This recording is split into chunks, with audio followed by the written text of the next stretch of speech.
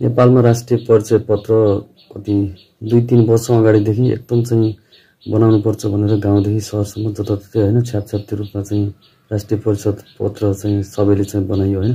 आज यहाँ सरले भन्नुभयो उहाँको चाहिँ कुरा पनि ठिकै हो।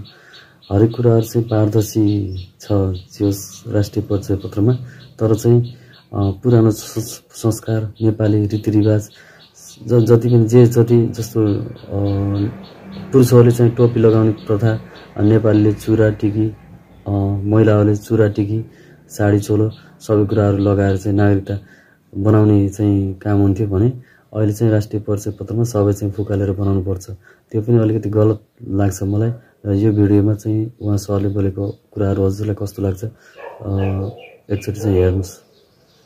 यथार्थमा यो राष्ट्रिय परिचय पत्र नै होइन, यो एउटा कृत्य जालसाजीपूर्ण कपट पत्र हो। जुन व्यक्तिहरू जुन पदमा पुगेका छन् त्यो नागरिकता प्रमाणपत्रको आधारमा पुगेका हुन्। त्यो पनि ब्ल्याक लिस्टेड कम्पनी, कालो सूचीमा परेको कम्पनीलाई नेपाली नागरिकहरूका सम्पूर्ण गोपनीयताको हक, आँखाको रेटिना, शरीरको जैविक तत्त्व र चल अचल सम्पत्ति समेत त्यसलाई दिएका छन्।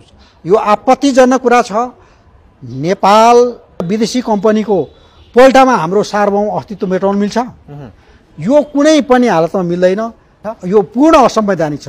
नेपालको संविधानको अहिलेकै संविधानलाई मान्यो भने त्यसभन्दा पूर्वका संविधान त भन्दा पुरै विपरीत छ।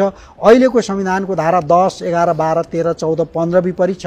र अहिले यो राष्ट्रिय परिचय पत्र नामको पासो नलियो भनेदेखि नागरिकहरूले बैंकमा खाता पनि खोल्न नपाउने र खोलिएको खाताबाट पैसा निकाल्न नपाउने, यो सिधै संविधान विपरीत होइन। अब अहिले यो राष्ट्रिय परिचय पत्रको नामको पासो लिँदाखेरिमा पुरुषले टोपी लाउन नपाउने, महिलाहरूले आफ्नो सिन्दुर पोते सारा खोल्नु पर्ने, यो चाहिँ नि एउटा अमानवीय व्यवहार गरेको छ। राष्ट्रिय परिचय पत्र दिन बाध्य र विवश बनाएको छ हैन सरकारले। यो कुनै पनि हालतमा हामीले 711 जना कानुन व्यवसायीहरू, वरिष्ठतम वरिष्ठ अधिवक्ता देखि हामीले चाहिँ 711 जना कानुन व्यवसायीहरूले यसमा चाहिँ यो प्रतिवाद गरेका छौँ। हाम्रो राष्ट्रिय परिचय पत्र भनेको नेपाली नागरिकता प्रमाणपत्र नै हो।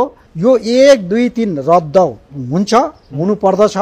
अब अहिले सर्वोच्च अदालतले पनि निर्देशात्मक परमादेश जारी गरेको छ। नेपाली नागरिकता प्रमाणपत्र भन्दा उत्कृष्ट हाम्रो परिचय अर्को छँदै छैन। यो सरकारको लागि पनि न्याउरीमारी पछुतो हुनेछ। बदर हुनुपर्छ र दिन बन्द हुनुपर्छ।